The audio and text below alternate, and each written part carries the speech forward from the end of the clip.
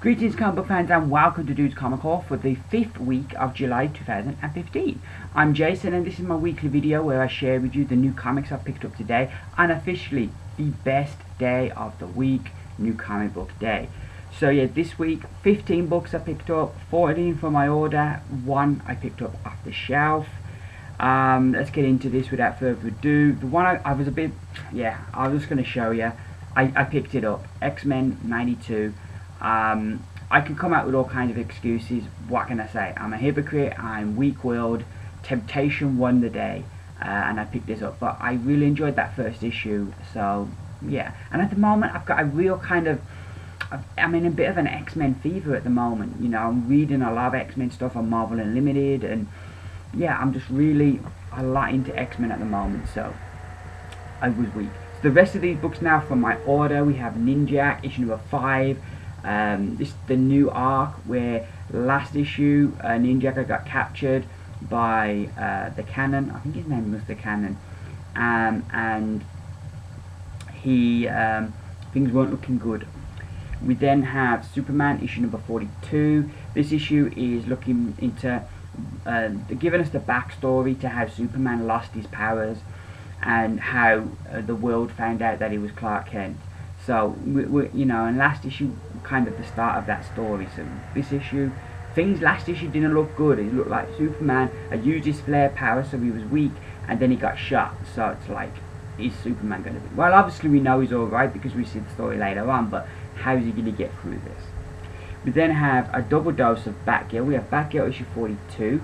I'm enjoying this book at the moment. The whole thing with her dad being Batman and telling her that he's Batman and that he's going after the other vigilantes to bring them all in, that they have to work within the law, and she never told him that she's Batgirl. So I'm liking, you've got to think at some point he's going to find out, and that's going to lead to this whole big thing of, well, I told you this about me as soon as I became Batman, yet all these years you've been Batgirl and you've never told me. So I think there's some interesting stuff that they're dealing with here, so I'm looking forward to that. We then have a Batgirl issue number 3, the annual Batgirl annual, which is very interesting. It's got Grayson in it, so I'm really intrigued to see what they're going to do there. We then have Invisible Republic issue number 5. I'm really enjoying this title. To use a Shrekism, this book is like an onion. It has layers, and each issue we tear away more of the layers and get deeper into the story and find out new things. So yeah, really enjoying this book. Look forward to seeing what we have in store. We then have Lazarus issue number 18. Another book I'm just really enjoying, always ultra consistent. At the moment the two families are at war, and it seemed, I think if I remember rightly, last issue our main character Forever, she was going to go on some kind of secret mission to get something from the other side. We then have Daredevil issue number 17. I still really love this book. Last couple of issues, things aren't looking good for Daredevil, as a few characters from the past are kind of coming back, and Daredevil's life is getting pretty bad. We have Black Widow issue number 20, which is the last days. I'm not sure if this is the last issue or if there's another one after this, but last issue we had going back, I think it was like the 60s, the 50s, 60s, something like that, Cuba, and Black Widow's kind of like a spy, and this first mission for the Red Room, and I really enjoyed that issue, so I'm looking forward to more of the same. We then have Star Wars issue 7, which I think this is kind of like away from our main story, and giving us a story from the past starring Obi-Wan Kenobi, which I'm always up for a bit of Obi-Wan Kenobi, so yeah, looking forward to that. We have Deathlok issue number 10. Again, another book where our main protagonist, things aren't looking good for him, as the company is trying to bring down, are kind of biting back. Can he save his daughter?